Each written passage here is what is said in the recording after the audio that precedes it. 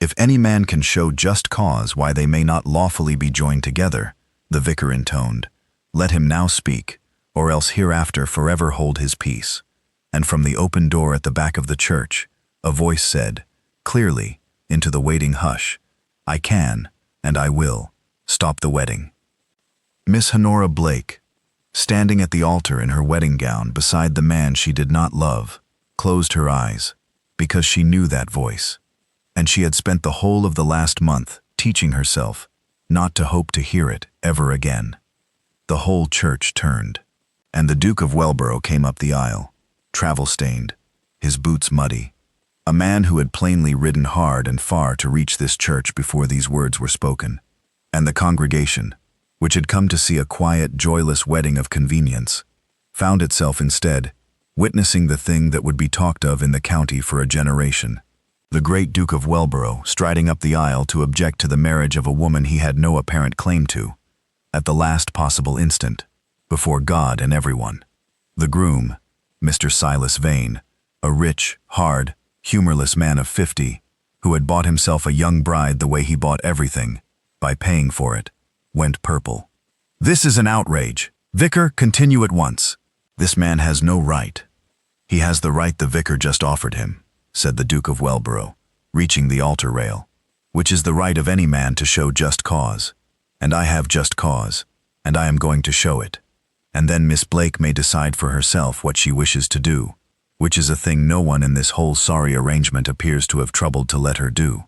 He turned, not to the groom, not to the vicar, but to Honora alone, standing white and rigid in her wedding gown, and his voice gentled entirely. Honora, look at me. I know why you are doing this. I know everything. Your father's debts, the mortgage on Blake Hall that falls due next month, your mother's illness, and the cost of her care, your sisters with no dowries and no prospects. I know that Vane offered to clear all of it, every debt, the mortgage, your mother's physicians, your sister's futures, the whole ruin your father made, in exchange for one thing, you. And I know that you accepted, not because you love him, God knows, but because you are the kind of woman who will sell herself to save the people she loves, and there was no other way, and you did the arithmetic, and decided your own happiness was a fair price for your family's rescue.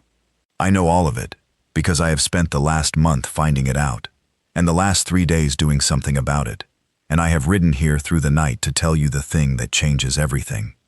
The church was utterly silent. Honora had not moved, but the Duke saw her lips shape a word, don't, because she could not bear to hope, having spent a month killing hope in order to do her duty. There is another way, the Duke of Welborough said. That is my just cause, Honora, and it is this. You do not have to marry him. You never did. You only believed you did, because Vane's money seemed the only rope long enough to pull your family out of the water. But it was not the only rope. I have cleared your father's debts, all of them. The mortgage on Blake Hall is discharged. I bought it and burned it, 3 days ago, in London. Your mother's physicians are paid for a year and more. Your sisters will have dowries, modest, honest ones, settled irrevocably, so that they may marry where they choose and not where they are sold. The whole ruin that drove you to this altar is undone, as of Tuesday, and it is undone freely, with no condition, no price, nothing asked of you at all. Your family is saved, Honora, saved without your having to sell yourself to save them, which means that the only reason you are standing at this altar has just ceased to exist. You do not have to marry Silas Vane. You are free. That is my just cause. That this marriage is a sacrifice you no longer need to make, and I could not stand by and let you make it for nothing, when there was another way, and I had found it, and it cost you nothing but the courage to walk away from an altar in front of everyone. Mr. Silas Vane was sputtering now, something about contracts and breach and lawyers, and the congregation was in an uproar of whispers, and Honora Blake's father had gone the color of ash in the front pew, but Honora heard none of it, because she was staring at the Duke of Welborough, with her whole month of murdered hope surging back to life at once, and it was almost more than she could bear. You cleared the debts, she whispered. You bought the mortgage and burned it. You paid Mama's physicians. You, 3 days ago, in London, you did all of it, quietly, and told no one, and then rode through the night to reach this church before. Her voice broke. Why? Why would you do that? It is a fortune, Julian. You have spent a fortune to undo my family's ruin, asking nothing, and ridden half to death to reach me in time, and I do not. A man does not do that for a woman he has no claim to, and you have no claim to me. You never declared one. You let me go to Vane without a word. I let you go, the Duke said, because you did not tell me, because I only learned, a month ago, what you were about to do, and why. And by then, the banns were read, and you were resolved, and I knew you would never let me pay your family's debts if it looked like a bargain, like Vane's bargain, one man buying you from another. So I did not offer it as a bargain. I did it in secret, freely, so that when I stood here and told you, you would know it came with no price, that I was not buying you from Vane, that I was simply setting you free, because I could not bear to watch you sell yourself, Honora, because I have loved you since the summer at Blake Hall, and said nothing, like a fool, because I thought there was time, and then there was not time. There was a wedding to a man old enough to be your father, and I understood that I had left it too late, and that the only thing left that I could do for the woman I loved was to make certain she did not have to go through with the sacrifice. I did not clear your family's debts to win you. I cleared them to free you, even if freeing you means you walk out of this church and marry someone else, or no one, and I never see you again. That is the truth. You are free, Honora. Your family is safe. And now the only question left in this church is the one no one has asked you in this entire wretched business. What do you want? What Honora wanted, in that moment, was to walk out of the church on the Duke of Welborough's arm and never look back, and she very nearly did. But she was not a woman who made decisions in the heat of a scene, even a scene like this one, and she did the harder and wiser thing, which was to make her choice slowly, in full view of what it cost. She turned to Silas Vane first. I am not going to marry you, she said, and though her voice shook, it did not waver. Not because the Duke has cleared my family's debts, though he has, and I am free of the necessity that brought me here. I am not going to marry you because I never wished to, and only would have out of desperation, and the desperation is gone, and with it, the only reason I ever had. You did not want a wife, Mr. Vane. You wanted a young woman to own. You bought my family's rescue and expected me as the price, and I would have paid it, because I love my family more than my own happiness. But I do not love you. I have never pretended to, and now that I need not sell myself, I will not. I am sorry for the embarrassment. I am not sorry for the refusal. Good day.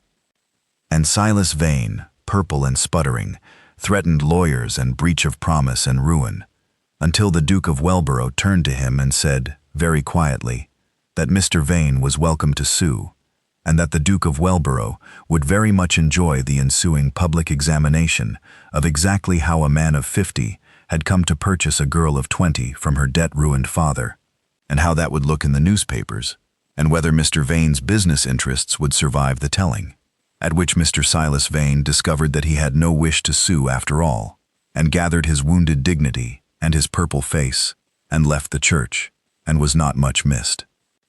And then Honora turned to the Duke, and here she did the thing that told him she was worth every debt he had cleared, and every mile he had ridden, because instead of falling into his arms in the relief and gratitude of the moment, she took a step back, and looked at him steadily, and said the hardest thing. I am not going to marry you either, Julian, she said. Not today. Not yet. And I need you to understand why, because it is not what it sounds like. She drew a breath. You have just saved my family and freed me from a marriage I dreaded, at enormous cost, and ridden through the night to do it, and declared that you have loved me since the summer, and every instinct I have is to say yes to you, here, now, at this altar, and marry you instead of Vane and be happy. But if I do that, if I walk from one man's altar straight into another's, an hour after you cleared my family's debts, then I will never know, and neither will you, and neither will the world, whether I married you because I love you, or because I was grateful, because you rescued me, because you were the rope that pulled my family out of the water. Do you see? You did the beautiful thing, the generous thing. You freed me with no price, precisely so that I would not feel bought. And if I marry you, in the very hour of the rescue, I turn your gift back into a bargain. I make it look, to myself most of all, as though I paid for the rescue with my hand after all, only to you instead of to Vane. I will not do that to your gift, or to us. You freed me. Let me be free. Let me walk out of this church a free woman, with no debts and no obligations, and no man's claim on me. Yours least of all, because you have earned the right to no claim, precisely by asking for none. And then, when the rescue is behind us, when I owe you nothing, and could refuse you with no consequence to my family at all, let me choose. Court me, Julian, as a free woman. And if I come to you, freely, owing you nothing, able to walk away, then we will both know it was love, and not gratitude. And that is the only foundation I will build a marriage on. I have just escaped one marriage that was a transaction. I will not make my marriage to you another, even a grateful one. Give me my freedom whole, let me choose you from it, or not, and mean it. And the Duke of Welborough, who had ridden through the night hoping, at the very back of his heart, that she might turn from Vane's altar straight to him, looked at the woman refusing him for the sake of the very freedom he had given her, and understood that she was right, and that her wisdom was one more reason he loved her, and that a woman who would refuse the man she loved rather than let her love be mistaken for gratitude was a woman worth waiting for however long it took. You are right, he said. God help me, you are right, and I love you the more for it, which is becoming a familiar torment where you are concerned. Yes, walk out of this church free, free of Vane, free of your family's debts, free of me, free of everything. Owe me nothing. I did not free you to bind you. You have seen that clearly, more clearly than I did, in the joy of reaching you in time. So be free, and I will court you, properly, slowly, as a man courts a free woman who may refuse him with no cost at all. And we will both find out, in the daylight, with no rescue hanging over it, whether what is between us is love, or only the gratitude of a desperate hour. I believe it is love. I have believed it since the summer. But you shall have every proof, and every freedom, and no pressure. And if the day comes when you choose me owing me nothing, it will be worth more than 100 yeses at this altar. Go home, Honora, to the home I have made safe for you. Be free in it, and let me call on you tomorrow, as an ordinary man, with no debts between us and nothing owed. And so Honora Blake walked out of the church that day, not a bride at all, not Vane's, not the Duke's, but a free woman, her family saved, her debts cleared, beholden to no one, which was a stranger and more scandalous thing for the county to digest than any wedding would have been, and which was exactly what she had chosen, with her eyes open, for the sake of a love she would not let be cheapened into a bargain.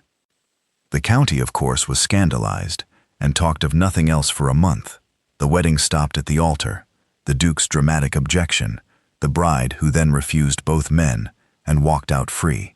But Honora bore the talk with the same steady dignity she bore everything, because she had learned, in the month of preparing to sacrifice herself, exactly how little the county's opinion weighed against the things that actually mattered, and the freedom to choose her own heart, in her own time, was one of the things that actually mattered, and she would not trade it for the county's approval.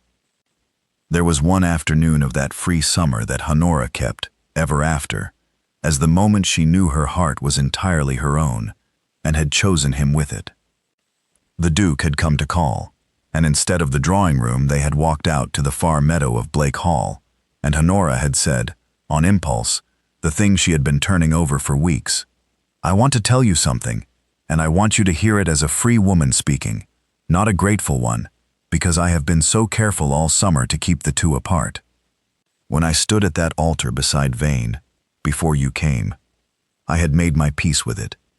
I had decided that my own happiness was a fair price for my family's safety, and I had folded my whole heart up small and put it away, because a woman about to spend her life with a man like Vane cannot afford a heart. It only makes the bargain unbearable. And I want you to understand what it was, then, to hear your voice at the back of the church. To have the heart I had folded away come surging back to life in an instant, against my will, when I had worked so hard to kill it. I was angry at you, in that first instant. Did you know that? Angry. because I had made myself stop hoping, stop feeling, in order to do my duty, and you walked in and undid the whole careful deadening with a single word, and made me feel again, when feeling was the one thing I could not afford. I have never told you that. In the very moment you saved me, part of me hated you for it, for making me hope again. I did not know that, the Duke said, quietly, though I think I understand it. It is a terrible thing to be made to hope when you have taught yourself not to. It is, Honora agreed, and it is why I made you wait and made myself free, and would not marry you in the rush of it, because I did not trust, that day, whether what I felt was love or only the violence of a dead hope coming back to life. I needed to know, in the calm of a free summer, whether the feeling was real or only the shock of resurrection. She stopped and turned to him in the meadow, and her face was clear and certain. And now I know. It is a whole summer later, Julian, and the shock is long past, and the hope has had months to fade if it were only shock, and it has not faded. It has grown, quietly, in the calm, in the freedom, in the ordinary afternoons of your calling and our walking and our talking. That is not the violence of a resurrected hope. That is love, tested in the calm and found true. I hated you, for one instant in that church, for making me hope. And I have spent the summer discovering that the hope you made me feel was the truest thing in me, the thing I had wrongly killed, and that you did not disturb my peace. You gave me back my heart, which I had folded away and thought I would never use again. I am not grateful to you, Julian, or rather I am, but that is not what this is. I love you, freely, in the calm, tested and certain. I only wanted you to know the whole of it, the anger and the resurrection, and the summer of testing, so that when I say I love you, you know exactly how carefully I have earned the right to mean it. And the Duke of Welborough, standing in the meadow where he had first loved her, and said nothing a year before, heard the free woman say she loved him, tested, certain, her own, and understood that the summer of waiting had given them the one thing a rushed altar never could, which was a love proven in the calm daylight, and known, past all doubt, to be real. He did not propose that afternoon. There was a form to these things, and he meant to do it properly at last. But he walked home from the meadow, knowing that the yes was waiting for him whenever he found the courage to ask, clean, and free, and entirely earned, and that he was the most fortunate man in England to have been made to wait for it. He courted her through the summer, the same summer, a year on, in which he had first loved her and said nothing, and this time he said everything, slowly, as a man courts a free woman, and it was the happiest courtship either of them had known. For there had been a summer before, the summer that had made all the rest inevitable, though neither of them had known it at the time. The Duke had come to the county a year earlier, to visit a neighboring estate, and had met Honora Blake at some country gathering, and had expected nothing. He was a grave, cold man who expected nothing of country gatherings, and had found himself, over that summer, entirely undone by a girl with no fortune, and a ruinous father, and a quick, warm mind, and a way of speaking to him as though he were a person rather than a duke. They had walked, that summer, the same grounds of Blake Hall he walked with her now. They had talked, and the Duke of Welborough, who had guarded his cold, solitary heart for years, had felt it open, that summer, to a penniless girl he had no business loving, and had said nothing. That was the failure that haunted him. He had said nothing. He had told himself there was time, that he would speak in the autumn, that a man did not rush such things. And he had gone away at the end of the summer with the words unspoken, meaning to return and say them, certain there was time. And there had not been time. Over the winter, Mr. Blake's ruin had come to its head, the debts called in, the mortgage due, the family at the edge of the abyss, and by the time the Duke returned in the spring, meaning at last to declare himself, he had found Honora already promised to Silas Vane, already resolved, already sacrificing herself to save her family, the banns already read. He had left it too late. His silence had cost him the summer's chance, and now she was to marry a man of 50 to clear her father's debts, and the Duke of Welborough had understood, with a grief that felt like a door closing forever, that he had lost her through his own cowardice, his own certainty that there would be time. He had almost accepted it. That was the thing he confessed to Honora, later, in the free summer. That he had almost done the thing weak men do, and told himself it was too late, that she was promised, that there was nothing to be done, that he must bear it. And then he had learned the whole of it. Not merely that she was marrying Vane, but why, the debts, the mortgage, the sacrifice. And something in him had refused, at last, to be too late a second time. If he had lost the chance to court her, he would not also lose the chance to free her. He could not have her. He had forfeited that by his silence. But he could, at least, ensure that the woman he loved did not have to sell herself. And so he had gone to London and spent his fortune quietly undoing her family's ruin, and ridden through the night to reach the church, not to claim her, for he believed he had lost the right, but simply to free her, to give her the choice his own delay had nearly cost her. "I did not ride to that church to win you," he told her, in the free summer, walking the grounds where he had lost her a year before. "I rode there believing I had already lost you, that my silence the summer before had forfeited any claim, and that all I could do was free you from Vane, and then let you go, to whatever or whomever you chose. I had made my peace with losing you. I only could not make my peace with your being sold. And so when you refused me too, at the altar, when you said you would not marry me either, that you needed to be free, I was not even surprised, or wounded, not really, because I had never expected to have you. I had only hoped to free you, and free you was what I had done. Everything since. This summer, this courtship, your choosing me, all of it has been more than I dared hope for, because I came to that church a year too late, resigned to loving you from a distance for the rest of my life, and asking only to set you free before I did." And Honora, hearing it, had understood the whole shape of his love, that it had asked for nothing, expected nothing, forfeited its own hope and freed her anyway, and had loved him the more for the summer he had lost through silence, and the night he had ridden through to make up for it, and had been glad, fiercely glad, that she had made him wait and court her free, so that she could give him now, at last, the yes his cowardice had cost him a year before, clean and whole and freely chosen. He called it Blake Hall, which was safe now, the mortgage burned, the debts gone, and he found, calling on her there, that the freedom she had insisted upon had made all the difference. For Honora received him not as a rescued woman receiving her rescuer, not with the weight of gratitude bending her, but as a free woman, receiving a suitor she might accept or refuse entirely as she pleased. And that freedom let her come to him cleanly, without the muddying of obligation, so that every hour they spent together was an hour freely chosen, and both of them knew it, and it was sweeter for the knowing. They walked the grounds of Blake Hall, the grounds she had nearly lost. They talked, really talked, as they had begun to the summer before and never finished, the conversation broken off by her father's ruin and her terrible resolve, now taken up again and allowed to run its course. And Honora discovered what she had suspected the summer before and never let herself confirm, that the Duke of Welborough was, under the grave cold ducal front, exactly the man she had glimpsed and fallen half in love with a year ago, kind and dryly funny and lonely and good, a man who did quiet enormous good and told no one, who had cleared her family's ruin in secret and would have let her walk away and never known if she had chosen to. She fell the rest of the way in love with him over that free summer, and this time she let herself, because there was nothing muddying it, no debt, no rescue hanging over it, no gratitude to mistake for love, only two free people discovering they wished to spend their lives together.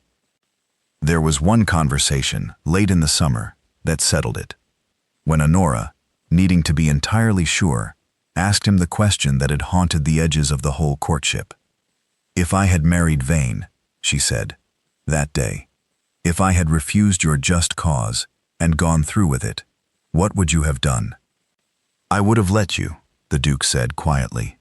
"It would have destroyed me, but I would have let you, because it was your choice to make, and I had freed you precisely so that you could make it freely. And a man does not free a woman and then override her freedom because he does not like her choice. I would have gone home and grieved and been glad, at least, that your family was safe and that you had chosen with a free hand rather than a forced one. I did not clear your debts to make you marry me, Honora. I have told you that, and I meant it. And the proof of it is that I would have borne your marrying Vane, or anyone, or no one, sooner than take back 1 penny of the freedom I gave you. That is how you may know it was never a bargain. A bargain has a condition. Mine had none. You could have broken my heart with perfect impunity, and I arranged it so on purpose, because freedom that can be revoked is not freedom at all. And Honora Blake, hearing that he would have let her go even to Vane rather than override her free choice, knew, past any doubt, that she was loved in the one way that could not be counterfeited.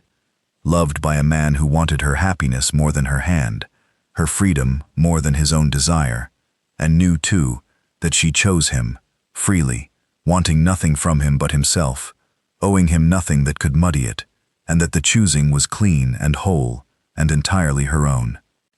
Then I will tell you what I want, she said, since you asked me that in the church, before everyone, and no one had asked me in the whole of that wretched business, and I could not answer then because I was not yet free enough to know. I have had my summer of freedom. I owe you nothing. You have seen to that, scrupulously, so that I could choose with a clear hand. And choosing with a clear hand, owing nothing, able to walk away with no cost at all, I find I want you, Julian. Not gratitude. I have examined it all summer, and it is not gratitude. Gratitude fades, and this has grown. Not rescue. I am long since rescued, and rescued does not feel like this. I want you, the man, freely, for himself, chosen from a whole summer of freedom, in which I could have chosen anything, or anyone, or no one at all. That is my answer to the question you asked in the church. I want you. Now you may ask me the other question, the one you did not ask that day, and I will give you the answer I could not give then, because now it is clean, and free, and entirely mine. And the Duke of Welborough, in the grounds of the hall he had saved, asked the free woman the question he had ridden through the night a summer before, to earn the right to ask, and Honora Blake said yes, owing him nothing, wanting only him, and it was the freest yes ever spoken, and worth more than 100 grateful ones at 100 altars.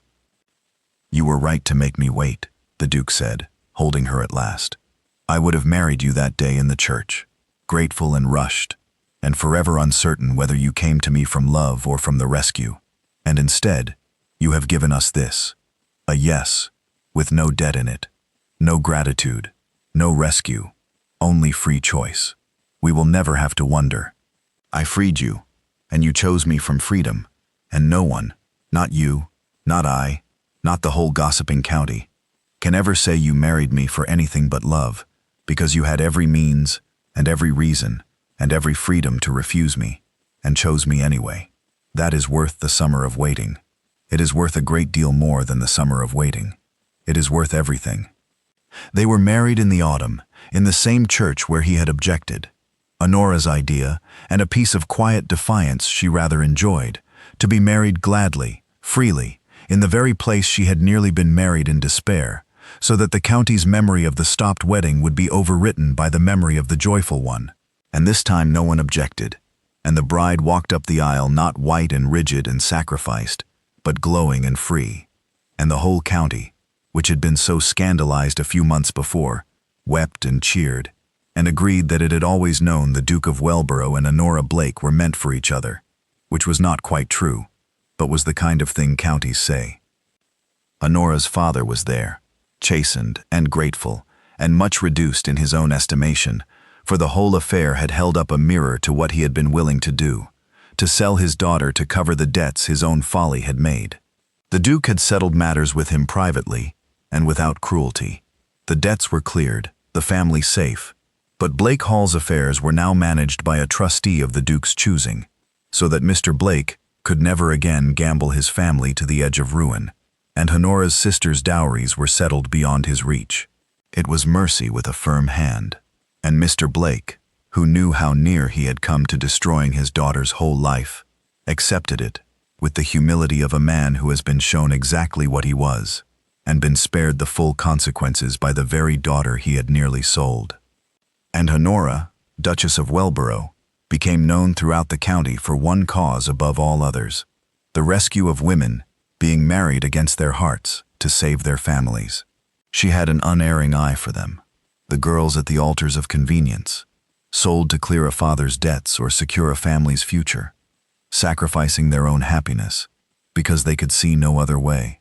And she had, now, the means and the will to be for them what the Duke had been for her, to find the other way, quietly, to clear the debt, or settle the family, or open the door that let a trapped girl choose her own heart.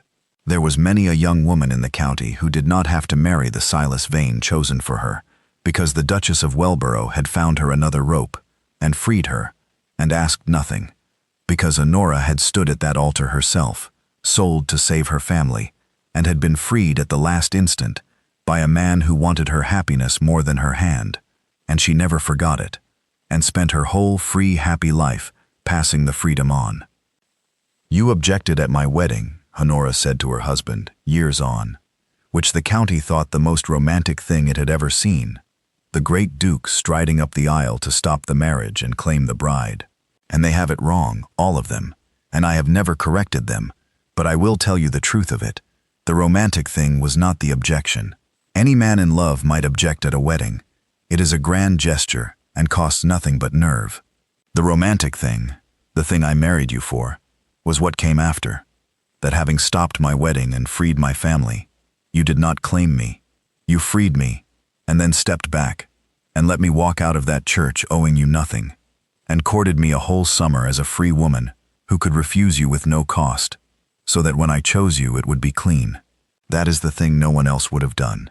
100 men would ride to the church and object. Only 1 in 1,000 would then refuse to collect the bride he had won, and give her back her freedom whole, and wait to be chosen from it. That is why I chose you, Julian, not because you objected. Because you objected, and then let me go. And a woman who has been let go, truly, with no strings, will come back of her own free will to the one man who trusted her freedom more than his own desire. You did not win me at the altar. You won me by letting me leave it free. Remember that, when you tell the story. The objection was the easy part. The letting go was the love. And the Duke of Welborough, who had ridden through a night to object and then spent a summer letting her go free, took his wife's hand and thought that she was, as usual, entirely right.